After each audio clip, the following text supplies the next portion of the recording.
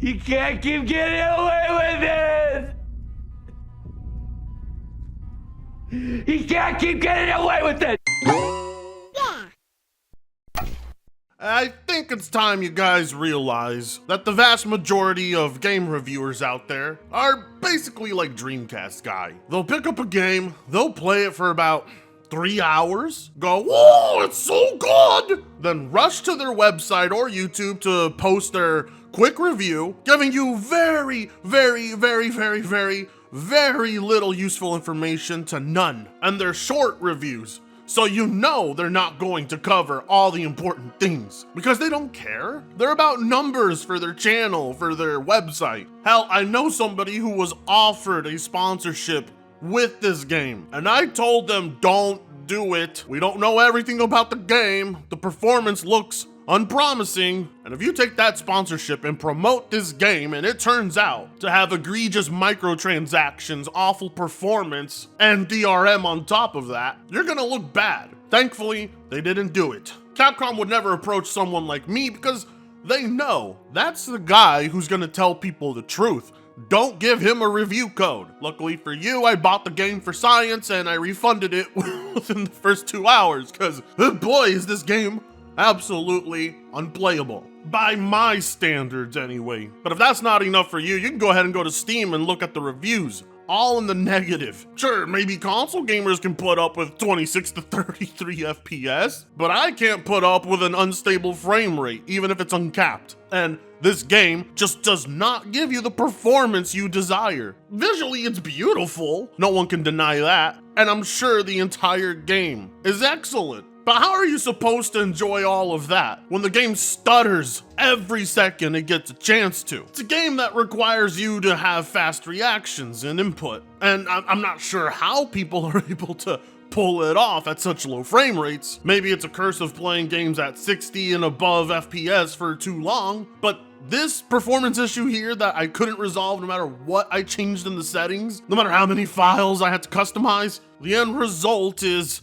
a game that I simply cannot enjoy, as good as it is, and that sucks. It's the same way it was with Jedi Survivor, a sequel I was looking forward to so much, only for the game to be completely unplayable at launch. I don't understand why developers think having low frame rate in the moments that it matters the most, combat, is appropriate, and having high frame rates during the cutscenes is the priority. And the amount of people that try to gaslight me on that too is hilarious. Like, bro, the game has glaring performance issues. Is another PC gamer really trying to convince me it doesn't happen in the open world when I'm out in combat? All it takes is 30 minutes of that, and I know what to expect throughout the rest of the game. It's not ready. I'll gladly pick it up when it gets patched and performance is fixed, which I don't really think is going to happen. I think this is the best they could do. The RE engine just doesn't seem to be able to handle it. When there's more than like 3 NPCs on screen, the performance tanks. What's here is a game I would have loved to have sunk dozens of hours into. And now I can't, so I'm rightfully annoyed, as you should be too. But I know how long people have waited for this sequel, so they're going to buy and play it regardless. And that's fine. If you can put up with frame rate if it's not an issue for you, I'm actually jealous. I wish I could be like that. I really do. I know this video is gonna hurt a lot of people's feelings because this title was much anticipated, and to many it's delivering, but you know who failed at delivering you the accurate info? Game reviewers. And it's time we talk about this. But the microtransactions are being overinflated because people aren't actually like doing 2 seconds of research. If you couldn't get the character recreation thing in-game, then I would 100% understand it. But now it's just like, okay, yes, it is shit, but also Capcom did it in all these other games, and you guys didn't say jack shit. And don't tell me, oh, I didn't know. Okay, then you need to ask yourself why you do know that Dragon's Dogma 2 has these problems. Oh, almost because there's a coordinated Discord campaign of troons to shit all over this game. Like, you're not an intellectual. You're a fake and a fraud. The MTX in Dragon's Dogma does not affect the game. It doesn't affect gameplay. You're not paywalled. You're not going to be held back by your wallet. But that doesn't mean the MTX situation is completely overblown. Capcom is guilty. Resident Evil, Devil May Cry, Street Fighter, all egregiously monetized. And we're talking about single-player games. Most importantly, a single-player RPG. In what world is monetization like this necessary? People were arguing with me all morning on Twitter about it, saying, well, why do you care now all of a sudden? What do you mean, why do I care now all of a sudden? MTX and single-player games is something I've been calling out for a while. Gran Turismo 7? Suicide Squad? Those are titles all of Twitter had no problem coming after, but you pointed out in Dragon's Dogma, and their response is, well, it doesn't affect the game, so why do you care? I'll tell you why we care, because this is all one giant gross-ass experiment that's working. I mean, if we take a look at what's being monetized, things like being able to change a character's appearance or edit a character, fast traveling, it's all a part of everything people warned the industry would be. An overly grossed, monetized mess. They really want you to pay for this MTX if you're going to be an invested player who wants to speed things along. Capcom isn't monetizing this expecting it not to work. I mean, come on, rub two brain cells together for once and just think. And for everyone who wants to tweet at me starting off with, I'm not defending the MTX, but look, you're either against it or you're not. That's it. If you go a step above that, you're defending it. Plain and simple. Now I know what you're thinking. Well, Frit, this is the attitude you should have had with RE4. You're right. 100%. It's the reason I haven't purchased Yakuza 8. Because Sega is also grossly monetizing that game in a similar fashion. Well, what are we supposed to do, Frit? Not buy games? No, of course not. You don't have to think like me or do what I do. Hell, if you're not bothered by this, I guarantee you'll tell me in the comment section. I know every single argument you guys are gonna come up with before you even say it, so don't bother. MTX and Dragon's Dogma is not pay to win. I can see why people do not take an issue with it. What I don't understand, however, is when this is the case in other games, why do they take an issue with it? I shouldn't have to explain to people why monetizing basic gameplay aspects is poisonous to the industry, but apparently I have to now. This industry is the type you never give an inch to. Never! You accept one thing, and before you know it, you've signed a deal for some of the worst business practices in any market out there. Because in this industry, options quickly become the standard. Behind the scenes, developers are viewing you as a lab rat, seeing how many obstacles they can put in front of you just to see how much willpower it takes to get you to the cheese. And lo and behold, the experiment is working. You have gamers unfazed by this. And that's not good.